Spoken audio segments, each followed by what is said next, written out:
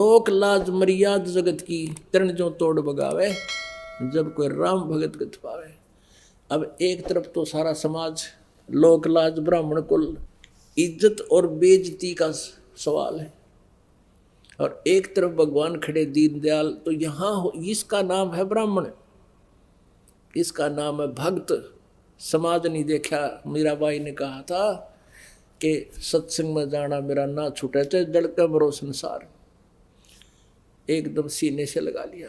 No नहीं सोची ये क्या कहेंगे लोग, इतने आज तक तो तू मैं ऋषि ब्राह्मण को आवे था, आज शूद्र को सीने से लगा रहा। नहीं भगत ये बात चूक्या ना करते, वो नहीं देखा करते ये कुछ भी आगा पीछा, सीने से लगा लिया।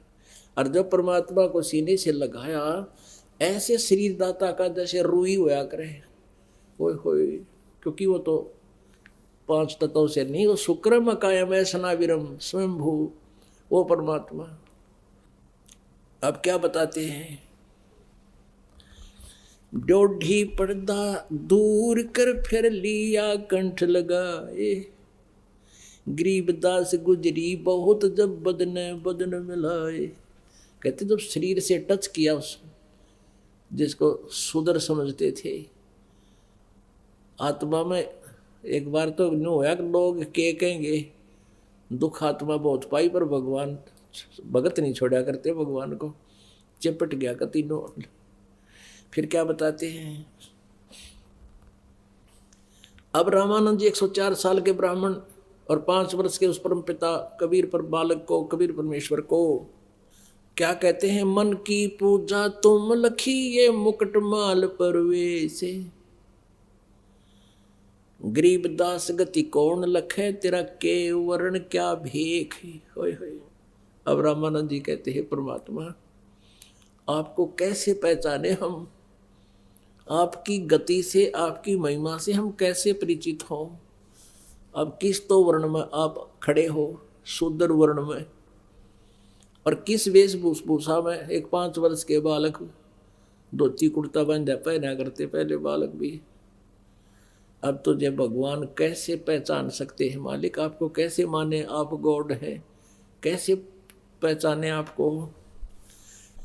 मन की पूजा तुम लखी ये मुकुट माल परवेसे, गरीबदास गति कौन लखे कौन वर्ण कौन बेख। हे प्रभु, आंखें गिल्ली करके रामानंद जी कहते हैं भगवान आपको कैसे पहचान सकते हैं। अब शूद्र के घर आप प्रगट हो, शूद्र वर्ण में, और किस वेशभूषा में खड़े। हमने तो भगवान सुन रखा 4 हथाना और मुकुट पर चक्र घूमे और फलाना घूमे, या भूल है हमारी। परमात्मा परमात्मा ही है, वो नर आकार है। तो उसी समय अब परमात्मा ने तो वहां सब कईयों की आंखें खोलनी थी, उसके मन को क्यों फिर बदल दिया दाता ने। ये तो शिक्षा तुम दी मान ली मन मोरे, गरीबदास कोमलपुर से हमरा बदन कठोरे।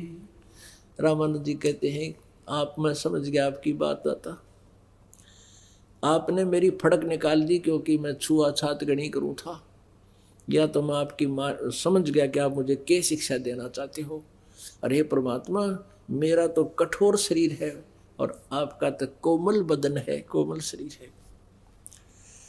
अब रामानंद जी कहते हैं ए स्वामी, कबीर परमात्मा समझाने लगे उस 104 साल के महर्षि को, चारों वेदों का, गीता जी कंठस्थ याद थी, चारों वेद कंठस्थ याद थे उस रामानंद जी के, और बोलबाला था। 1400 ऋषि शिष्य बना रखे थे, 1400 ऋषि जो आगे प्रचार करते थे रामानंद जी द्वारा ग्रहण ज्ञान को।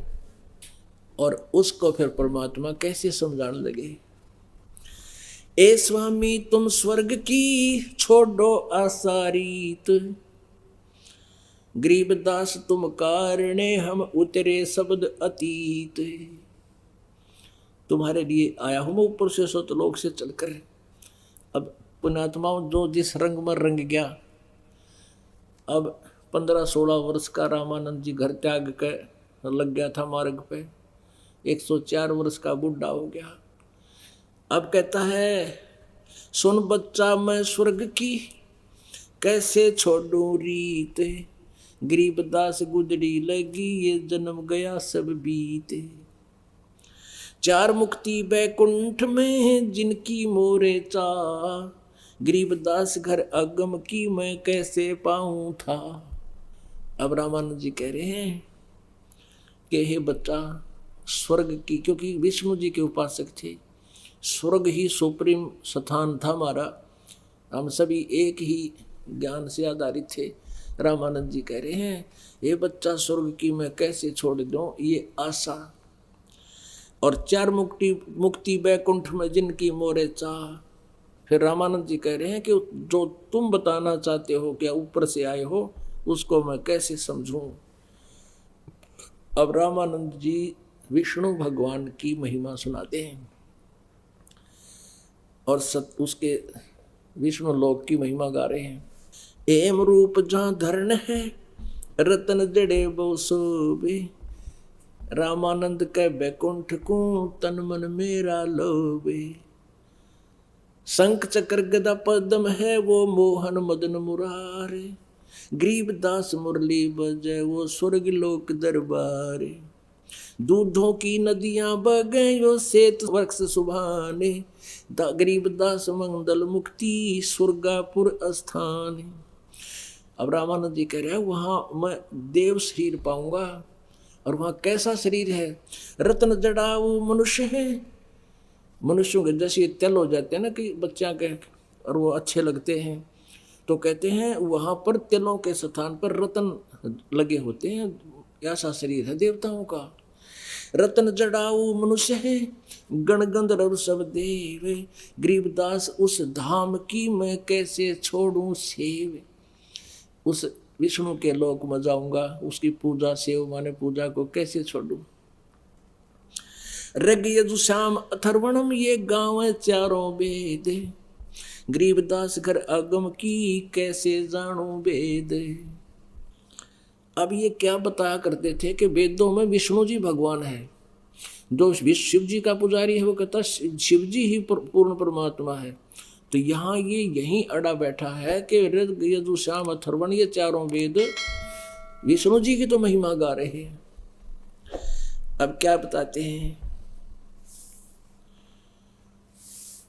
स्वर्ग लोक बैकुंठ है या से प्रेरणा और, गरीबदास 60 शास्त्र और 4 वेद की दौड़े। अब रामानंद जी अपनी सोच से जैसा वेदों को समझा था वो कह रहे हैं कि चारों वेदों में स्वर्ग से ऊपर कोई बात ना बता रखी, कहीं जिक्र है कोई नहीं। जो परमात्मा ने वो सारे ऋग्वेद मंडल में बताया कि ऊपर चौथे मुक्ति धाम में वो हम ही रहते हैं, और वो चौथा राम भी मैं ही हूं। 4 वेद गांव है तीसे, स्वर्ग लोक और बैकुंठ है या से प्रेन ओरे। अब जितने भी संत ऋषि थे ये वेदों को पढ़ते थे और स्वर्ग लोक को फाइनल बताते थे, स्वर्ग को। अब वही रामानंद जी सुने सुनाए ज्ञान में बोल रहा है कि स्वर्ग लोक बैकुंठ आगे और कोई नहीं देश। अब परमेश्वर कबीर देव जी ने कहा, स्वामी जी आप कहाँ जाओगे स्वर्ग में, कितने दिन रहोगे स्वर्ग में। अभी बुद्धिमान था, इतना ज्ञान तो था, जब तक पुण्य रहेंगे तब तक स्वर्ग रहेंगे, फिर वापस। कहा बच्चा जब तक मेरे भक्ति की कमाई रहेगी, फिर ये अक्षीण होगी स्वामी जी, फिर कहाँ जाओगे। अब पता नहीं बच्चा कहाँ जन्म होगा, किस पशु पक्षी की योनि में जाएंगे। फिर यह टट्टू भक्ति कर रहे हो आप, क्या साधना कर रहे हो। तेरा विष्णु भी मरेगा, बैकुंठ लोक भी नाश होगा, ब्रह्मलोक तक नाश होगा, ब्रह्मांड का नाश होगा, तेरा विष्णु नहीं रहेगा, तू कहाँ, आप कहाँ रहोगे। फिर बता कि आप तो बुद्धिमान हो, सभी पुराण याद हैं। देवी भागवत 3 स्कंद में लिखा है, विष्णु जी स्वयं कह रहे हैं कि हम नाशवान हैं, हमारा तो जन्म और मृत्यु होता है। अब वो तो सारे कंठस्थ याद थे उसके, कहाँ बच्चा ऐसा लिखा है। तो कहते हैं फिर समझदार को संकेत ही बहुत होते हैं। और आप विष्णु जी की पूजा कर रहे हो और गीता जी को आप सत्य मानते हो, वेदों को सत्य मानते हो? कहा बिल्कुल सत्य मानता हूँ। 7वें अध्याय के 12 से लेकर 15 तीनों गुण क्या है? रजगुण ब्रह्मा, सतगुण विष्णु, तम गुण शिव जी, त्रिगुणमयी माया। अखा बच्चा ऐसा ही है। अब बुद्धिमान ने तो जल्दी समझा जा सकता जब वो भगवान चाहता है, और जो जानबूझ कर बकवाद करता है फिर उसको समझाना व्यर्थ होता है। लेकिन वो भगवान चाहता था और 104 वर्ष का हो गया था, टिकट कटने वाली थी, तो उस समय भी आदमी थोड़ा सोच लेता है कहाँ बात तो बिगड़ने वाली है। अब परमात्मा ने, कबीर परमेश्वर जी ने उसको समझाने की चेष्टा की कि स्वामी जी, तीनों गुणों रजगुण ब्रह्मा, सतगुण विष्णु, तम गुण शिव जी के द्वारा, त्रिगुणमयी माया के द्वारा जिनका ज्ञान हरा जा चुका है, 7वें अध्याय के 15वें श्लोक में श्रीमद् भगवत गीता में लिखा है। वो राक्षस स्वभाव को धारण किए मनुष्यों में नीच दूषित कर्म करने वाले मूर्ख मुझे भी ना बचते, ये ब्रह्म कहता है जो ब्रह्मा विष्णु महेश का पिता है। रामानंद जी को तो कंठस्थ याद थी वो बातें, श्लोक याद थे सारे। कहा बच्चा ऐसा ही लिखा है।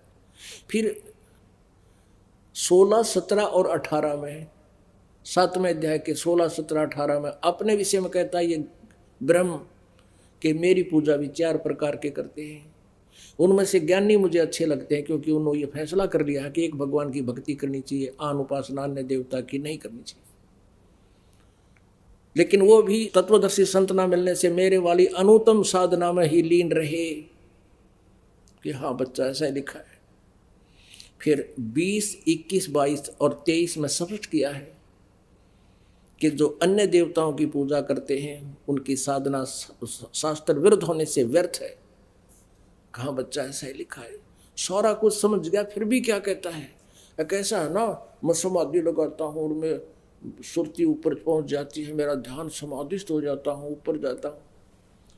अब देखो काल ने इतने अड़ंगे अड़ा दिए हमारे भीतर। फिर यो अभिमान कि मैं तो बाल ब्रह्मचारी योग अभ्यास करता हूँ, मेडिटेशन करता हूँ। परमात्मा ने पहले तो उस मेडिटेशन के डीमेरिट बताए उसको कि जो साधना आप करते हो तब से राज राज मधुमानम जन्म तीसरे शुक्र स्वानम। और फिर कहा कि लगाओ चल ध्यान नहीं मानने वाले दिखे तो यो और अड़ गया एक अड़ंगा। जब अंदर समाधिस्थ हुए त्रिवेणी पे 3 रास्ते हो जाते हैं ऊपर। अब 3 रास्ते वहां जाकर अटक गए, उससे आगे वो नहीं जा सकते थे। वो तो मृत्यु के उपरांत जा सकते थे जहां भी उसका साधन जिसकी भक्ति थी। तब परमेश्वर ने कहा और बालक रूप में ऊपर दिखे जैसे सपना होया करे। कहा स्वामी जी ये बीच वाला रास्ता ऊपर ब्रह्मरंध्र को पार करके सतलोक जाता है, ऊपर के लोकों में जाता है, और ये तुम्हारा रास्ता है जो विष्णु के लोक में जाएगा। आप अपने पुण्य कर्मों के आधार से विष्णु लोक में जाओगे, अपने पुण्यों को खत्म करके फिर 84 लाख योनियों में। ये सामने का जो 30 बीच वाला जो ब्रह्मरंध्र है ये तुम्हारे मंत्रों से जाप से नहीं खुल सकता, ना ओम नाम से खुल सकता। मैं अपने सतनाम से खोलूंगा। परमात्मा ने लीला करके दिखाया, उस सतनाम का सिमरण किया, वो बीच का इतना भारा जो गेट से एकदम खुल गया पटाख देसी। आजा स्वामी जी। ऊपर परमात्मा ने काल दिखाया कि जिसको तुम निराकार कहते ये बैठा ये ओछे माथे वाला जो 1000 भुजा दिखावा था। श्री कृष्ण में प्रवेश करके अर्जुन डराया था, उसने डरा के युद्ध कराया, मैं काल हूँ सहस्र बाहु, वो बैठा देख। परमात्मा के सिमरण के सामने उसका नतमस्तक हो गया। कबीर परमेश्वर रामानंद जी को सतलोक में लेकर गए। अब वहां जाकर रामानंद जी ने क्या देखा कि परमेश्वर जैसे यजुर्वेद अध्याय नंबर 5 के मंत्र नंबर 1 में 2 बार गवाही दी है, अग्ने तनुरसी विष्णुवे तवा सोमस्य तनुरसी। वो परमात्मा, हे परमात्मा आपका तेजोमय शरीर है जो सतलोक में स्थिर है, वहाँ सिंहासन पर विराजमान रहते हो, और विष्णुवेत्वा सोमस्य तनुरसी सबका धारण पोषण करने के लिए, यहाँ उनको सद्भक्ति दे करके उनको समृद्ध करने के लिए भी उस परमात्मा अमर पुरुष का अन्य शरीर है। उस अन्य शरीर में वो दुल्हा बनकर परमात्मा यहाँ नीचे आए हुए थे, बालक रूप दिखा रहे थे। वो विष्णुवेत्वा सोमस्य तनुरसी वो दूसरा शरीर मालिक का उस बालक रूप में रामानंद जी के साथ गया ऊपर। अब रामानंद जी ने सोचा भगवान तो यूं है बैठा, सिंहासन पर हो तेजो में शरीर, क्योंकि वहां दिव्य नेत्र काम करते हैं। ये शरीर तो यही था, आत्मा ऊपर गई। तो परमेश्वर कबीर जी बालक रूप में चंवर उठा के और लगे भगवान के सिर पे, सिंहासन पर बैठे बैठे चंवर कर्ण पीछे खड़े होकर ऐसे। रामानंद जी ने सोचा कि ये नीचे तो जो कबीर बालक है ये तो यहाँ का कोई नौकर होगा, और ये है वो अमर पुरुष, अमर परमात्मा। तो उसी समय वो परमात्मा सिंहासन से उठे और 5 वर्ष के बालक सिंहासन पर विराजमान हो गए। और वो तेज वो ओरिजिनल भगवान दिखा था, वो चंवर करे उस 5 वर्ष के बालक के ऊपर एज ए नौकर, एज ए सर्वेंट। अब रामानंद जी ने सोचा भाई यो बालक और भगवान इसके ऊपर ऐसा, यो बच्चा है, क्या चक्कर है। वो ऐसे असमंजस में पड़ा हुआ था। इतने में वो तेजोमय शरीर उस 5 वर्ष के बालक में समा गया। अनंत कोट ब्रह्मांड के सिंहासन पर वो 5 वर्षीय बालक कबीर देव विराजमान है, और वो प्यारी आत्मा रामानंद, वो अच्छी आत्मा, श्रेष्ठ आत्मा देख रहे हैं, और चंवर अपने आप ऑटोमेटिकली घूम रहा है हवा में, ऐसे आकाश में। तब परमेश्वर ने कहा कि यहाँ से गए हो तुम स्वामी जी, और जाओ नीचे भक्ति करो, जैसे मैं बताऊं ऐसे नाम लो और साधना करो, और गुरु मर्यादा बनाए रखना अति आवश्यक है। इतना कहते उनको वापस कर दिया आत्मा को। बहुत स्पीड से नीचे आई उनकी आत्मा। आते ही नीचे शरीर में रखा ही था, एकदम आंखें खुली, क्या देखा सामने वही बालक 5 वर्ष की आयु में परमेश्वर सामने भी विराजमान है। अब क्या बताते हैं, बोलत रामानंद जी सुनो कबीर करतारे, गरीबदास सब रूप में तुम ही बोलन हारे। 2 ठोड़ है एक तू, भया एक से 2, गरीबदास हम कारणे आए हो मगजोय। मगजो माने ये मार्ग सफर तय करके आप हमारे लिए सतलोक से चलकर आए हो। आप ही 1 से 2 बने हुए हो। तावा चित चक्रित भया देख फजल दरबारे, गरीबदास सिजदा किए हम पाए दीदारे। तुम स्वामी मैं बाल बुद्धि ये भरम कर्म कियो नासे, गरीबदास निज ब्रह्म तुम मेरा हो गया दृढ़ विश्वास। अब 104 साल का वृद्ध वो महर्षि पाक रहा था, और 5 वर्ष के कबीर परमात्मा जिसको धानक दुलाहा कहे थे, उसको कहते हैं तुम स्वामी मैं बाल बुद्धि। मेरा ज्ञान तो बालक जैसा था आपके ज्ञान के सामने, और तुम स्वामी तुम मेरे मालिक। तुम स्वामी मैं बाल बुद्धि, मेरा भरम कर्म किया नेस, मेरा सब भरम भटकना आपने नाश कर दिया, मेरा अंधकार मिटा दिया। तुम स्वामी मैं बाल बुद्धि, भरम कर्म किया नाश, गरीबदास निज ब्रह्म तुम मेरा हो गया दृढ़ विश्वास, कि तुम ही वो तत्व ब्रह्म हो, परम अक्षर ब्रह्म हो। गीता जी अध्याय नंबर 7 के 29 में जिसके विषय में कहा है आप ही वो परम अक्षर ब्रह्म हो, 8वें अध्याय के 30वें मंत्र में जिसके विषय में कहा है अब तुम ही निज ब्रह्म हो, मेरा हो गया दृढ़ विश्वास है। सुन बेसुन से तुम परे उरे हो हमरे तीरी, दास गरीब सरबंग में अवगत सत कबीरी। कोटि कोटि सजदा किए कोटि कोटि प्रणाम, गरीबदास अनहद अदर हम पर से तुम धाम। हे परमात्मा मैंने आपका लोक देख लिया, आपका धाम देख लिया जहां तुम रहते हो, तीसरे धाम में। बोलत रामानंद जी सुन कबीर करतारे, गरीबदास सब रूप में तुम ही बोलन हारे। आपकी पावर के बिना मालिक या पत्ता भी ना ले, सब जीव आपकी शक्ति से बोल रहे हैं। ये मिट्टी का पुतला बोल सकता है? हे दाता आप ही की शक्ति सब में प्रवेश है। तुम साहेब तुम संत हो, तुम सतगुरु तुम हंस, गरीबदास तुम रूप बिना और न दूजा अंश।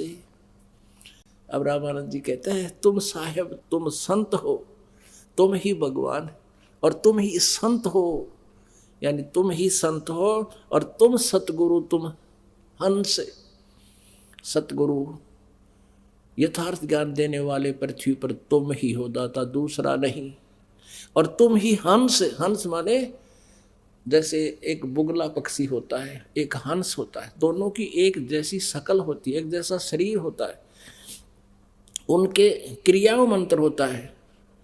हंस मच्छी नहीं खाएगा, मछली नहीं खाता और कोई कीड़े मकोड़े नहीं खाता, और बुगले के क्या है कि भी आठ को ना कहते तुम हंस, जैसे परमात्मा हमने हंस बोलते हैं, मेरे हंसा भाई हंस रूप था जब तू आया। हंस माने जिसने सारी बुराई छोड़ दी। और हंस पक्षी में एक और गुण होता है, एक गिलास दूध में एक गिलास जल डालकर उसके सामने रख दो, वो उसको पी लेगा, दूध पी लेगा और पानी छोड़ देगा, दूध पानी को छान देता है। तो ऐसे वो पुण्यात्मा जो भगत होते हैं जिन्होंने दूध पानी छान लिया, यथार्थ भक्ति करते हैं, बुराई करते नहीं, उनको हंस कहते हैं। कहते हंस भी दाता तुम ही हो, तुम ही एक सच्ची भूमिका कर रहे हो, एक सतगुरु की, जगत गुरु की, और तुम ही परमात्मा हो, तुम ही संत हो। तुम साहेब परमेश्वर, साहेब मान परमेश्वर, तुम साहेब तुम संत हो, तुम सतगुरु तुम हंस, गरीबदास तुम रूप बिना और न दूजा अंश। मैं भगता मुक्ता भया कर्म कुंद भयो नाश, गरीबदास अवगत मिल गए मेरे मिट गई मन की बांस।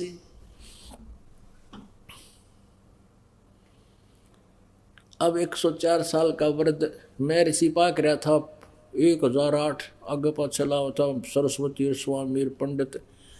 अब 5 वर्ष के बालक को कहता मैं तेरा भक्त, मेरा तो कल्याण हो गया, भगवान की चार आप मिल गए मुझे। मैं भक्त मुक्ता भया और भरम कर्म भयो नाश, मेरे तो सब शंकाएं खत्म हो गई मालिक आपको साक्षात देखकर। गरीबदास जी कहते, रामानंद जी ने बोले गरीबदास अवगत मिले, ये मिट गई मन की बांस, मन की वासना खत्म होगी, ये ऐसा नहीं वैसा नहीं और वहां जाऊंगा विष्णु के लोग, ये तो कोई सौदा है को नहीं। दो ठोर है एक तू, भया एक से दो, गरीबदास हम कारण तुम आए हो मगजो। अब परमात्मा कहते हैं गोता मारू स्वर्ग में जा बैठूं पाताल, कह कबीर ढूंढता फिरूं अपने हीरे मोती लाल। और यही चारों वेद बताते हैं वो परमात्मा सतलोक से अपने तीसरे धाम में रहता है, वहाँ से गति करके आता है और श्रेष्ठ आत्माओं को मिलता है, फिर उनको ज्ञान देता है, उनको मुक्त करता है। बोलो सतगुरुदेव जय हो सत साहिब। परम पिता परमात्मा पूर्ण ब्रह्म सर्व सृष्टि रचनहार कुल मालिक कबीर देव बंदी छोड़ कबीर साहिब जी की असीम कृपा से आप जी को ये सत्संग सुनने को मिल रहा है। सत्संग से हमें जानकारी होती है हम कौन हैं, कहाँ से हम आए हैं, हमारा यहाँ इस काल के लोक में जीने और मरने का ये क्या प्रोसीजर है। किसी भी प्राणी को हम देखते हैं कोई भी चैन से जीवन नहीं जी रहा। पशु पक्षी अन्य प्राणी तो वैसे ही हमें स्पष्ट दिखाई देते हैं ये कितने दुखी हैं। मानव शरीर को हम प्राप्त करके ये सोच लेते हैं कि हम सुखी हैं।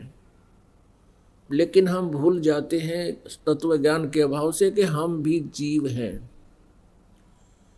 केवल आकार का अंतर है, मटेरियल वही है, सभी विकार वही हैं जो अन्य प्राणियों में हैं, लेकिन मानव शरीर के एक विशेषता है कि हम इससे परमात्मा प्राप्ति कर सकते हैं, हम इस कष्ट से छुटकारा प्राप्त कर सकते हैं, जन्म और मृत्यु के रोग को हम सदा के लिए समाप्त करा सकते हैं। परमात्मा हमें याद दिलाते हैं कि तुम ऐसे गलत स्थान पर रह रहे हो जहाँ पर सुख नाम की चीज नहीं है, और आप जी सुख की ही खोज में, सुख प्राप्ति के लिए ही आप सैकड़ों प्रयत्न करते हो। जिसके पास संतान नहीं है वो सोचता है कि हे परमात्मा एक बालक हो जा, मैं सुखी हो जाऊंगा। अब जिनके बालक हैं उनसे पूछ लीजिए वो कितने सुखी हैं। एक छोड़ जिनका 4-4 है उनने भी पूछ लीजिए वो कितने सुखी हैं। अंधा सोचता है मुझे नेत्र मिल जाए, हे भगवान, वो कुछ नहीं मांगता भगवान से, केवल नेत्र मांगता है। ये नेत्रों वाले देख ले कौन सुखी है। इसी प्रकार जिसके पास धन नहीं है वो धन मांगता है, हे भगवान धनवान हो जाऊं तो मौज हो जावे। जितना भी अधिक धन होगा उतना ही अत्यधिक दुखी प्राणी हो जाता है। धनवान प्राणी कभी सुखी नहीं हो सकता, क्योंकि हमने उस परमात्मा के ज्ञान का पता नहीं है जो अध्यात्म ज्ञान है, जिसके अंदर सच्चाई परिपूर्ण है, और हम अपनी जीव संज्ञा से जितनी सोच करते हैं वो जीव सतर की है। उस आधार से हम ना सुख प्राप्त कर सकते हैं ना कोई निर्णय ले सकते हैं। हमने अपने जीवन को सफल करने के लिए परमेश्वर के विधान को आधार मानना पड़ेगा, उसी का अनुसरण करना होगा। अपनी सोच अपने ज्ञान को हमने फॉरगेट करना पड़ेगा, उसको भुलाना पड़ेगा, क्योंकि हमारी सोच है कि धनवान सुखी। धनवान सोचता है कि राजा लोग सुखी होंगे, मैं मंत्री बन जाऊं, मुख्यमंत्री बन जाऊं। उसके लिए ना जाने कितना पैसा व्यय कर देता है वो एक एमएलए एमपी बनने के लिए, और राजा को सपने में भी सुख नहीं होता। लेकिन हमारी जीव संज्ञा का जो पैमाना है वो हम देख लेते हैं। ये पहले राजा लोग हाथियों पर चलते थे, उनके ऊपर नौकर छत्तर रखते थे छाया के लिए, बड़ा छत्तर चांदी सोने का, आगे पीछे सेना चलती थी, बैंड बाजे बजते थे, तो आम व्यक्ति बड़ा प्रभावित होता था कि राजा बहुत सुखी है, उसको स्वप्न में भी सुख नहीं होता। ऐसे ही कोई मंत्री, प्रधानमंत्री, मुख्यमंत्री या अन्य पोस्ट पा करके हम ये सोच लेते हैं ये बड़ा सुखी होगा, उस जैसी दुर्गति प्राणी की नहीं। सपने में भी सुख नहीं इन व्यक्तियों को। और वर्तमान में कलयुग के मंत्री, मुख्यमंत्री, प्रधानमंत्री, इनके तो आसपास भी सुख नहीं है। अगर कोई सुखी है तो परमात्मा बंदी छोड़ के ज्ञान पर जो आधारित हो चुका है, कबीर परमेश्वर के तत्व ज्ञान पर आधारित हो गया है, उसको परिचित हो गया उससे, और जो परमात्मा का सतनाम जाप करता है वो प्राणी सुखी होगा। वो प्राणी सुखी है और होगा, और उसी को मोक्ष होगा। भाई तन दर सुखिया कोई न देखा, जो देखा सो दुखिया हो। उदय अस्त की बात करते हैं, मन सबका किया विवेक का हो। सबका किया विवेक का हो। तन दर सुखिया कोई न देखा, जो देखा सो दुखिया हो। उदय अस्त की बात करते हैं, मन सबका किया विवेक का हो। सबका किया विवेक का हो। घाटे बाधे सब जग दुखिया, के गृहस्थी बैरागी हो। घाटे बाधे सब जग दुखिया, के गृहस्थी बैरागी हो। सुख देव ने दुख के डर से, गर्भ में माया त्यागी हो। गर्भ में माया त्यागी हो। तंदर सुखिया कोई न देखा, जो देखा सो दुखिया हो। उदय अस्त की बात करते हैं, मन सबका किया विवेका हो। सबका किया विवेका हो। जंगम दुखिया योगी दुखिया, तपस्वी को दुख दूना हो। जंगम दुखिया जोगी दुखिया, तपस्वी को दुख दूना हो। आशा तृष्णा सब में व्यापे, कोई मैल न सुना हो। कोई मैल न सुना हो। तंदर सुखिया कोई न देखा, जो देखा सो दुखिया हो। उदय अस्त की बात करते हैं, मन सबका कियो विवेका हो। सबका किया विवेका हो। भाई सच कहूं तो जग नहीं माने, पर झूठ कही ना जाई हो। सच कहूं तो जग ना माने, झूठ कही ना जाई हो। ब्रह्मा विष्णु ये शिव जी दुखिया, जिन ये राह चलाई हो। जिन ये राह चलाई हो। तंदर सुखिया कोई न देखा, जो देखा सो दुखिया हो। उदय अस्त की बात करते हैं, मन सबका किया विवेका हो। सबका किया विवेका हो। भाई सुरपति दुखिया भूपति दुखिया, रंक दुखी बपरीती हो। सुरपति दुखिया भूपति दुखिया, ये रंक दुखी बपरीती हो। कहे कबीर और सब दुखिया, एक संत सुखी मन जीती हो। संत सुखी मन जीती हो। तंदर सुखिया कोई न देखा, जो देखा सो दुखिया हो। उदय अस्त की बात करते हैं, मन सबका किया विवेका हो। सबका किया विवेका हो। भाई सुरपति दुखिया भूपति दुखिया, रंक दुखी बपरीती हो। सुरपति दुखिया भूपति दुखिया, रंक दुखी बपरीती हो। कहे कबीर और सब दुखिया, एक संत सुखी मन जीती हो। संत सुखी मन जीती हो।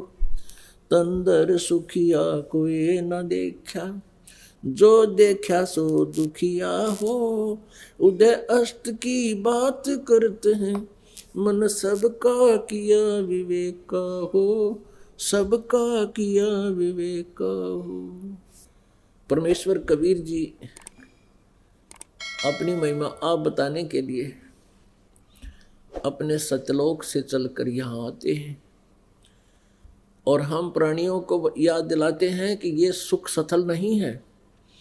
21 ब्रह्मांड में आग लगी हुई है। यही आग जो आपके लगी हुई है, काम क्रोध मोह लोभ अहंकार। और इसी अग्नि से प्रत्येक व्यक्ति अपने ही अंदर अंदर जलता रहता है।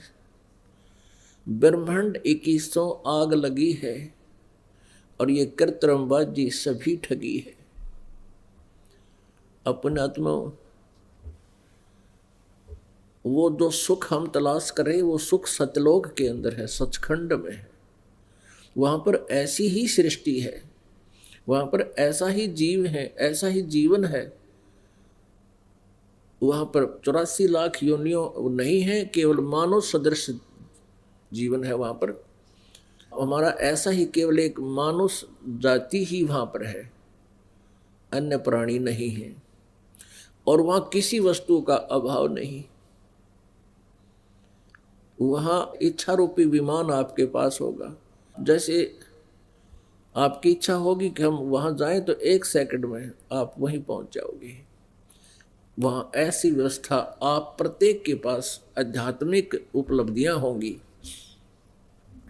सदाबहार वृक्ष है वहाँ पर, सदाबहार फल फ्रूट, अमृत आहार है सारा, अमृत सरोवर है वहाँ, जल भी अमृत है। जैसे गंगा जल है, ये एक झलक है उस पर सतलोक की, परमात्मा के सतलोक से ये ब्रह्मलोक में आई, ब्रह्मलोक से फिर ये इस विष्णु के लोक में आई, फिर शिव के लोक में आई, और शिव के लोक से फिर ये नीचे आई है।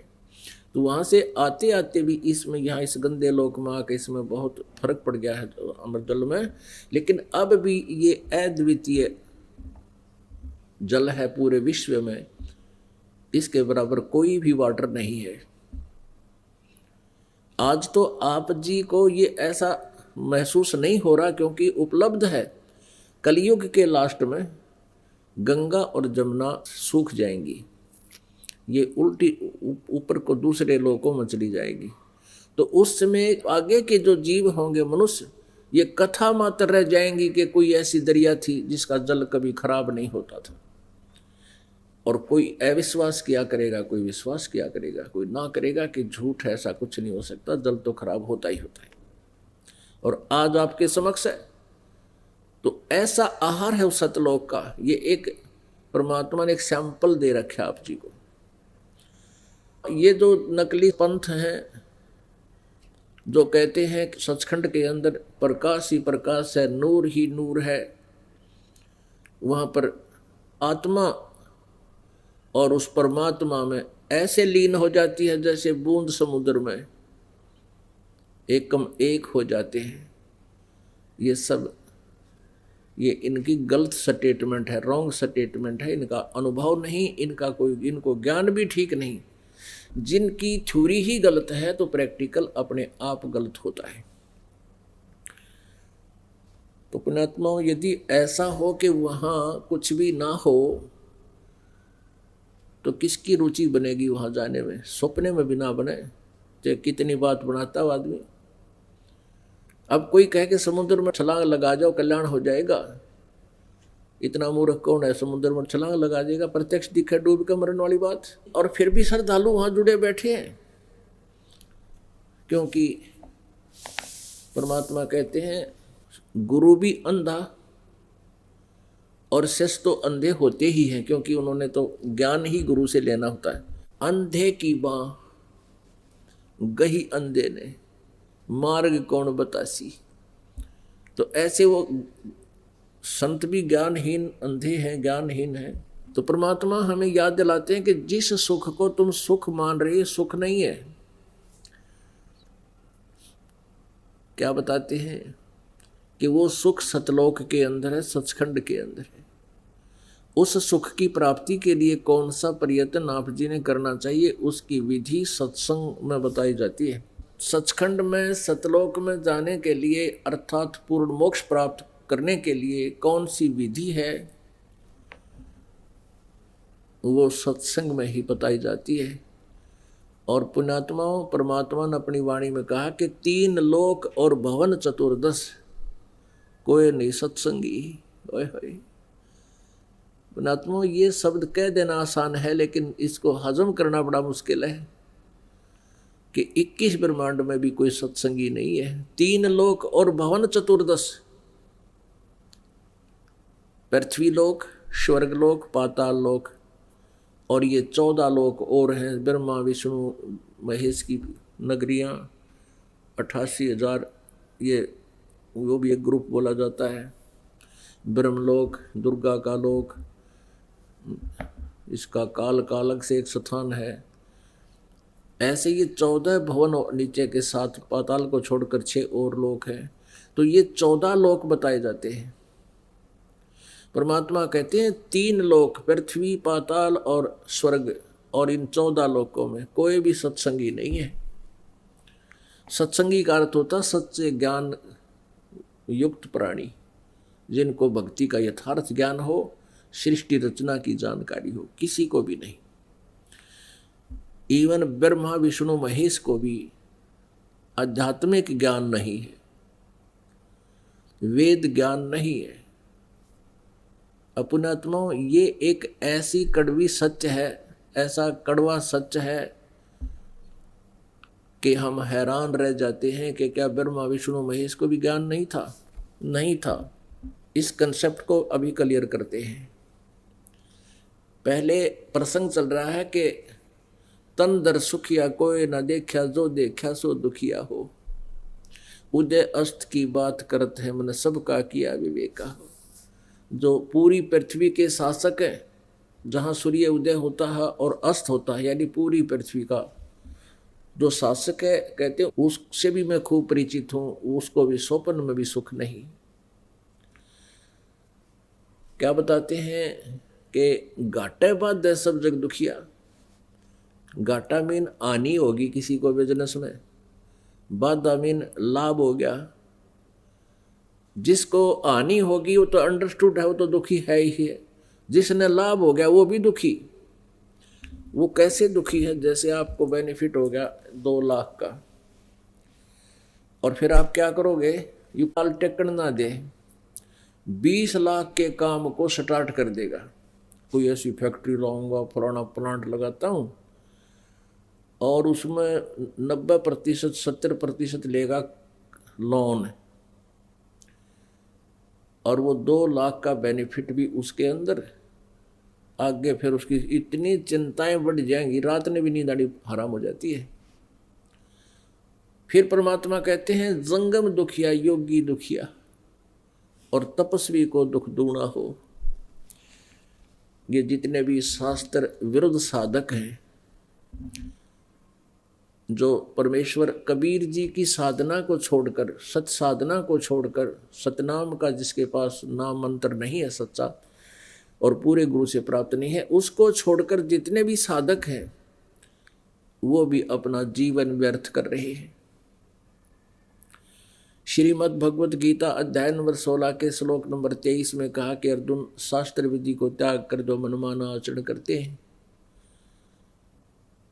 उनको न तो कोई सुख होता है, न गति होती है, न कोई सिद्धि प्राप्त होती है, अर्थात यूजलेस। तो पुण्यात्माओं, शास्त्र विरुद्ध साधना कौन सी है और शास्त्र अनुकूल साधना कौन सी है, भक्ति कौन सी है? वो गीता जी अध्याय नंबर 16 के श्लोक 24 में स्पष्ट किया है कि इससे तेरे लिए कर्तव्य और अकर्तव्य की व्यवस्था में सदग्रंथ ही प्रमाण है, शास्त्र ही प्रमाण है। उन्हीं के आधार से जो सदग्रंथों में साधना लिखी है, वे ऑफ वर्शिप बताई है, वही करनी चाहिए और नहीं करना। अपने आत्माओं, आप जी जो विशेषकर पवित्र हिंदू धर्म में जन्म जिन पुण्यात्माओं का है, वो श्रीमद् भगवत गीता को एक श्रोधार्य सदग्रंथ मानते रहे और है भी, लेकिन उसका पाठ भी करते थे और साधनाएं उसके विपरीत किया करते थे। अब जैसे श्री कृष्ण जी के पुजारी हैं, वो नाम जपते हैं, हरे कृष्ण कृष्ण कृष्ण हरे हरे, हरे राम राधे श्याम राधे राधे श्याम राधे। और जो शिव जी के पुजारी हैं, ओम नमः शिवाय ओम नमः शिवाय, ये जाप करते हैं। और जो विष्णु जी के उपासक हैं, वो ओम भगवते वासुदेव नमः ये जाप करते हैं। पहले तो ये देवता पूजा के योग्य नहीं है, ये मोक्षदायक नहीं है। अपनात्माओं, ये दास इसलिए प्रत्येक संत का खटक रहा है, जिसके भी 1000 2000 10,000 शिष्य हैं, वो ही मुझसे बहुत खिन्न है, क्योंकि उनके पास ज्ञान शास्त्र विरुद्ध है। और वो उन भोली आत्माओं को नहीं चाहते कि वो भोली आत्मा का कल्याण हो और उनको सच्चाई का पता लगे, तो वो विरोध करते हैं और गुमराह करने की चेष्टा करते हैं समाज को कि रामपाल आलोचना करता है। आलोचना नहीं, दास एक बहुत ही परमार्थी कार्य कर रहा है। अपने सदग्रंथों में जो अनमोल भक्ति विधि और ज्ञान उपलब्ध है उसका प्रकाश कर रहा है, उसको आपके समक्ष रूबरू कर रहा है, जिससे आप जी का कल्याण संभव है, अन्यथा नहीं। अब ये संत सब गलत साधना खुद भी कर रहे हैं और करवा भी रहे हैं, आप भी जीवन व्यर्थ कर रहे हैं और उन पुण्यात्मा श्रद्धालुओं का भी जीवन नष्ट कर रहे हैं। अब जो भी वे ऑफ वर्शिप साधना हमारे सदग्रंथों में विद्यमान है, हमने वही करनी चाहिए थी। फिर उसके बाद उस साधना का, उस नाम जाप का विधि बताने का अधिकारी भी आवश्यक है। अनाधिकारी यदि वो उपदेश देता है वो भी लाभदायक नहीं है। एक समय में एक ही सतगुरु होता है, दूसरा नहीं हो सकता। आज से 600 वर्ष पहले परमेश्वर स्वयं आए थे एक सतगुरु की भूमिका करने, और केवल एक वही सतगुरु थे। 600 वर्ष पहले लगभग परमात्मा के 64 लाख शिष्य हुए थे। 64 लाख, विचार कीजिए पुण्यात्माओं। उस समय ना कोई मीडिया था, ना कोई टेलीविज़न था, ना कोई स्पीकर थे, ना कोई बैटरी उपलब्ध थी। और उस समय परमेश्वर के 64 लाख शिष्य हुए भारत में। उस समय भारत कहाँ तक था? पश्चिमी पाकिस्तान, पूर्वी पाकिस्तान, अफगानिस्तान, बलोचिस्तान, गजनी तक, इराक, ईरान तक भारत था। और उस समय 64 लाख शिष्य हो जाना परमात्मा का कोई छोटी बात नहीं। और इस पूरे भारत की, जो उस समय भारतवर्ष था, उस समय कुल मिलाकर 4 करोड़ आबादी होगी मुश्किल से भारत की। और 4 करोड़ में से और 64 लाख शिष्य परमेश्वर के हो जाना, और 64 के 64 लाख को स्वयं ही उपदेश देना। उन्होंने कोई उत्तराधिकारी नहीं बनाया, ना किसी अन्य को कहा कि आप उस क्षेत्र में उपदेश दे दीजिए, क्योंकि ये एक बहुत ही जिम्मेदारी का पद है। गुरु बनना कोई बालकों का खेल नहीं है। स्वयंभू कोई संत गुरु बन बैठता है वो महादोषी अपराधी प्राणी है। परमात्मा जिसको पावर देगा, जिस पर रजा बख्शता है, वही गुरु पद का अधिकारी होता है। वो स्वयं ही नॉमिनेट करता है। उसके अतिरिक्त यदि कोई उपदेश दे रहा है वो अपना जीवन बर्बाद कर रहा है और साथ में अनुयायियों का।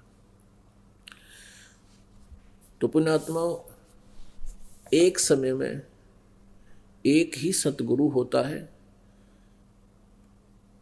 और अन्य जो होते हैं वो जनता को मिसगाइड किए हुए होते हैं। फिर वो विरोध करते हैं क्योंकि उनकी रोजी रोटी का रोला है, रोजगार का मामला है। उन्होंने तो अपना उद्देश्य बना रखा पेट भरना। उनको जनता के कल्याण से कोई लेना देना नहीं है। अगर लेना देना है तो इस सत्य को मानकर उन्हें सरेंडर कर देना चाहिए कि हम गलत कर रहे हैं और गलत करवा रहे हैं। अपने अनुयायियों को भी कहना चाहिए अभी भूल बन गई हमसे, कोई बात नहीं, हम तो इंसान हैं। इंसान से 100 बार गलतियां हो जाती हैं, लेकिन जो पता लग जाए कि ये गलती है फिर नहीं करनी चाहिए। अनजानपने में हो सकती है, और फिर जानबूझ साची तजें और करें झूठते ने, ताकि संगत है प्रभु सौपन में भी ना दे, कबीर भगवान कहते हैं। तो पुण्यात्मा, परमात्मा कबीर जी कहा करते थे, जंगम दुखिया जोगी दुखिया तपस्वी को दुख दूना हो, और आशा तृष्णा सब में व्यापक है और कोई घट ना सुना हो। अब जंगम दुखिया, जोगी दुखिया, यानी ये साधक हैं, ये गिरी पुरी, इनके अंदर ये जंगम भी होते हैं। और योगी जो योग साधना करते हैं, हठ योग करके बैठे रहते हैं काफ़ी वर्षों तक, कहते हैं ये भी दुखी। और एक तपस्वी को दुख दूना हो, जो खड़ा होकर तप करता है कि तो धोने लाकर बैठ जाता है, इनको दुख दूना हो। ये तो शास्त्र विरुद्ध साधना कर रहे हैं। अब शास्त्र विरुद्ध साधना करने वाले को कैसे कष्ट होगा? जैसे तपस्वी पहले तो इस जीवन में दुखी, सारा जीवन तपस्या कर करके शरीर को कष्ट यानी हिंसा से वो साधना करता है, हिंसा से, और फिर अगले जन्म में वो क्या बनता है, राजा बनता है। तप से राज्य प्राप्त होता है। और राजा अपने जीवन काल में इतने घोर पाप कर देता है कि वो फिर नेक्स्ट जीवन में फिर गधे और कुत्ते की योनि में जाता है, नरक में जाता है, फिर पशु योनियों को प्राप्त होता है, पक्षियों की योनियों को प्राप्त होता है। अब जैसे शास्त्र विरुद्ध साधना कौन सी है, शास्त्र अनुकूल कौन सी है। अभी आपको बताया कि ये जो मंत्र जाप करते हैं अन्य, जैसे गायत्री मंत्र बना रखा था, इन अज्ञानियों को ये नहीं पता ये गायत्री मंत्र है क्या। ओम, इस यजुर्वेद अध्याय नंबर 36 के मंत्र नंबर 3 के साथ आगे ओम ला लिया, ओम लगा दिया, और इनको ये नहीं मालूम था अभी तक कि ये गायत्री मंत्र है कहाँ और कहाँ से उपलब्ध है, कहाँ से प्राप्त हुआ है। कोई कहता है ये 3 भूर्भुवः स्वः, ये दानंद सरस्वती जो कलयुग का नकली मैं ऋषि सत्यार प्रकाश लेकर दुनिया को भ्रमित कर गया, वेदों के का नाम लेकर, और सारी वेद विरुद्ध व्याख्या इसमें भर रखी है। इसने तीसरे समोल्लास में